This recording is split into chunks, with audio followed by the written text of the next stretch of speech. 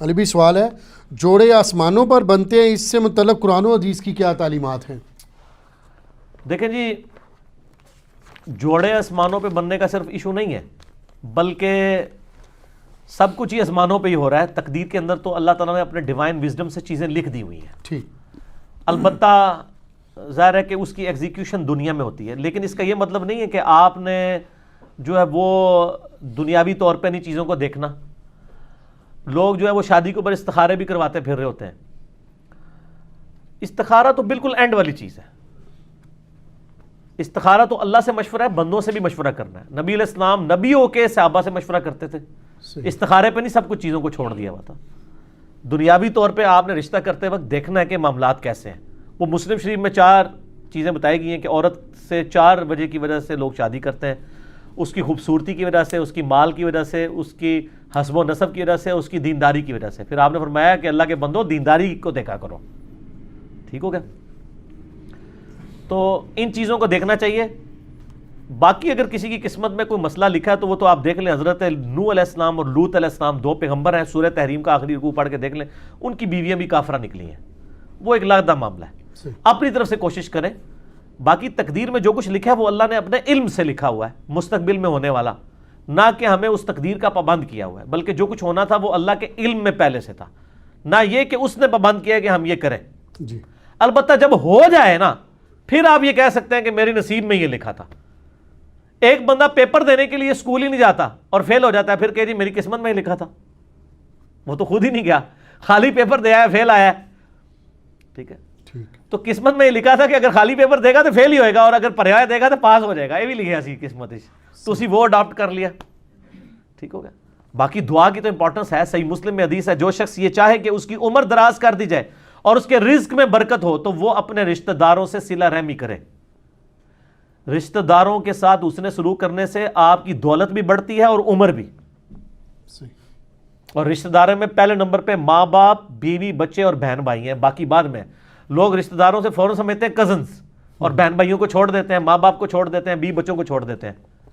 تو بخاری اور مسلم دونوں میں یہ حدیث ہے کہ جس شخص کی یہ خواہش ہو کہ اس کے رزق میں برکت ہو اور عمر میں برکت ہو جائے، وہ اپنے رشتہ داروں کے ساتھ اس نے سلوک کرے۔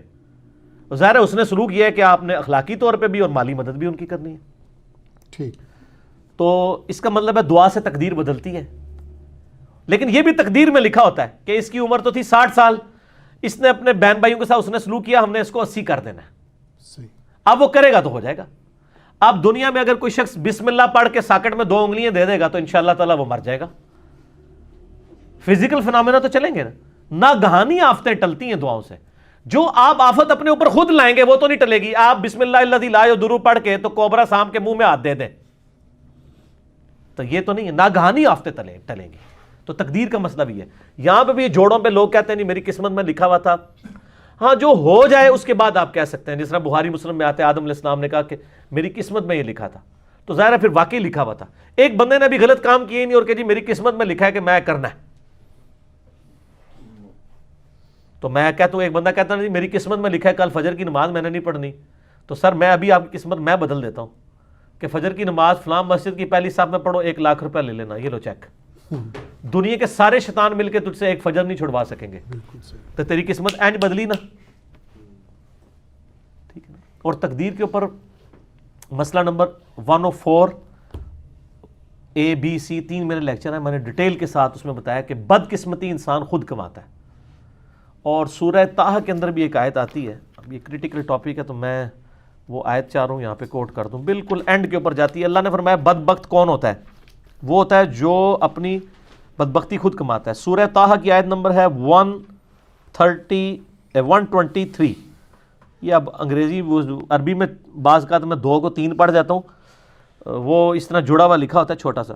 اس میں ہے کہ آدم علیہ السلام کو جب اللہ تعالیٰ نے زمین پہ اتارا تو کہا قَالَ اهْبِطَا مِنْهَا جَمِيعًا، ہم نے کہا کہ اب تم دونوں زمین پر اتر جاؤ، بَعْضُكُمْ لِبَعْضٍ عَدُوٌّ، تم میں سے بعض کا دشمن ہوگا۔ فَإِمَّا يَأْتِيَنَّكُم مِّنِّي هُدًى، اب جب کبھی کوئی ہدایت کی بات میری طرف سے تمہارے پاس آئے گی، یعنی نبیوں کے ذریعے کتابیں، فَمَنِ اتَّبَعَ هُدَايَ، جو کوئی ہدایت کی پیروی کرے گا، فَلَا يَضِلُّ وَلَا يَشْقَىٰ، جو کتابوں کی پیروی کرے گا نہ گمراہ ہوگا نہ بدبخت ہوگا۔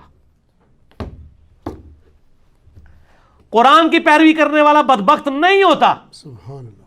قرآن کہہ رہا ہے سورہ طٰہٰ آیت نمبر 123, جو نبیوں پر اتری ہوئی کتابوں کی پیروی کرے گا لا یضل ولا یشقا. ٹھیک ہے جی, نہ وہ گمراہ ہوگا اور نہ شکی ہوگا. کیوں؟ بدبختی انسان خود کماتا ہے. وہ چیز شیطان نے مسجد میں نہیں جانے دیا. میں کہتا ہوں آج اناؤنسمنٹ ہو کے مسجد میں نماز فی نماز کے اوپر 10,000 روپے گورنمنٹ دے گی, شیطان کا پیو بھی نہیں کچھ کر سکتا. اور اس کا سائملٹینیس کنٹراسٹ ہے, اگر ایک نماز چھوڑنے پر اللہ تعالیٰ کی طرف سے دنیا میں ہی عذاب آنا شروع ہو جائے تو کوئی شخص بھی نماز سے غافل نہیں ہوگا. اگر انسان مسجد کی طرف نہ جائے تو اس کے پاؤں پہ اسی وقت فالج گرے تو اگلی نماز کے لیے تو کہے گا یا اللہ ایک بار میری ٹانگیں ٹھیک کر دے, میں پہلے جا کے مسیتی بہ جاؤں گا. تو دنیا کو اللہ نے فزیکل چیزوں کے ساتھ جوڑا ہوا ہے, آخرت چونکہ ادھار ہے, چھپی ہوئی ہے, اس لیے انسان جو ہے اس معاملے میں سستی کر جاتا ہے.